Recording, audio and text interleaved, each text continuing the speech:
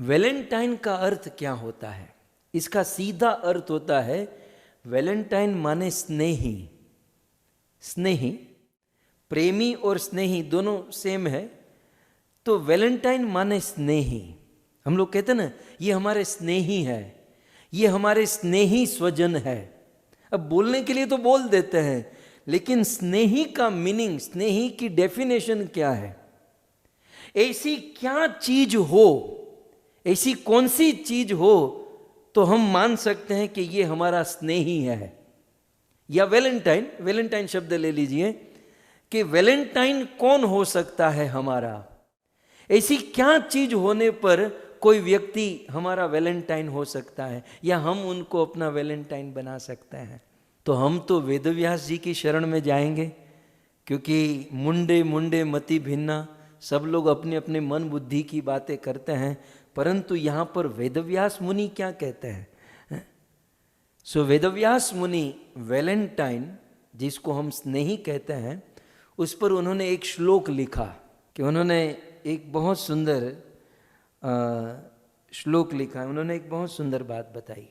दर्शने स्पर्शने वापी। आपकी जानकारी के लिए, ये वैलेंटाइन जो शब्द है ना, इसका मीनिंग है संस्कृत में, फिर मैं आपको समझाऊंगा कि एक्चुअली वैलेंटाइन की परिभाषा क्या है, किसे वैलेंटाइन कहते हैं, किसे स्नेही कहते हैं। तो कहते हैं वेदव्यास मुनि, दर्शने स्पर्शने वापी श्रवणे भाषणे पिवा यत्र द्रवत्य अंतरंग यत्र द्रवति अंतरंग सस्नेह इति कथ्यते।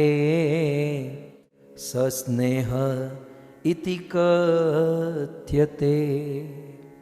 सस्नेह इति कथ्यते। स माने इनको, स्नेह कथ्यते माने कहा जाता है। तो स्नेह किसको कहते हैं? माने वैलेंटाइन का अर्थ है स्नेह। तो वैलेंटाइन किसे कहते हैं या स्नेह किसे कहते हैं?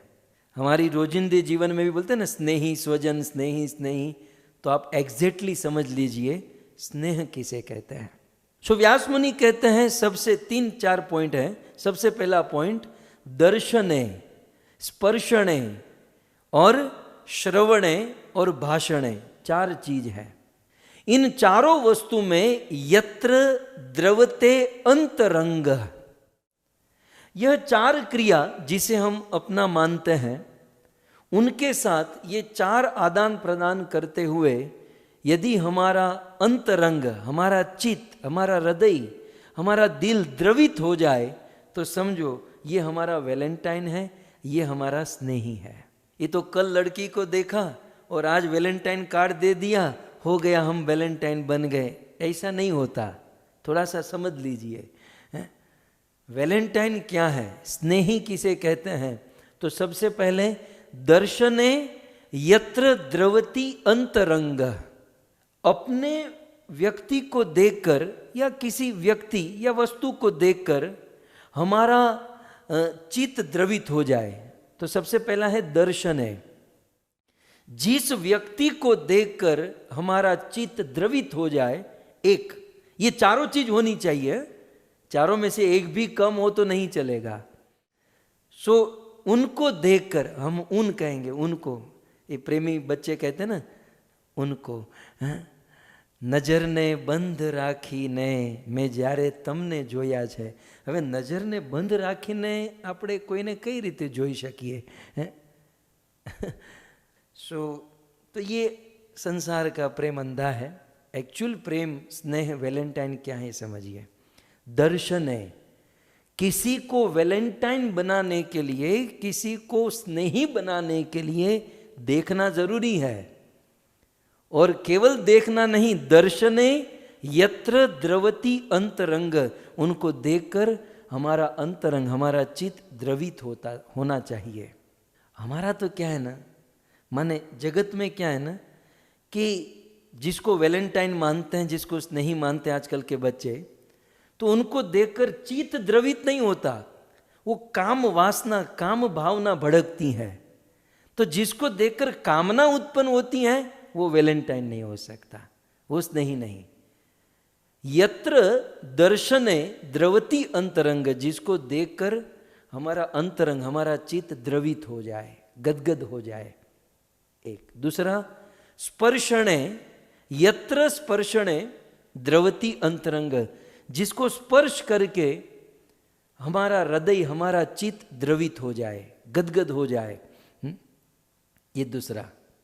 तीसरा, श्रवण है, जिनके बारे में सुनकर, देखा नहीं, स्पर्श नहीं किया, लेकिन जिनके बारे में सुनकर हमारा हृदय गदगद हो जाए, हमारा हृदय द्रवीभूत हो जाए, श्रवण है। और चौथा पॉइंट वेदव्यास मुनि ने कहा, भाषणे अपि वा। भाषण माने संभाषण, जिनके साथ बात करके, जिनके साथ बात करते हुए हमारा चित्त द्रवित हो जाए, इसे कहते हैं रियल वैलेंटाइन, रियल स्नेही। मैं आपको एक दो एग्जाम्पल दे दूं। जैसे मुझे तत्कालीन बात याद आ रहा है, जैसे माँ अहल्या, अहल्या पत्थर बनकर पड़ी थी, आप सब जानते हैं। भगवान राम, लक्ष्मण, विश्वामित्र उनको जनकपुर लेकर जा रहे थे, और फिर भगवान रामचंद्र ने उस पत्थर के ऊपर अपना चरण रखा और गोस्वामी तुलसीदास जी ने कह दिया, पर सदपद पावन शोक नसावन प्रकट भई तप पुंज सही।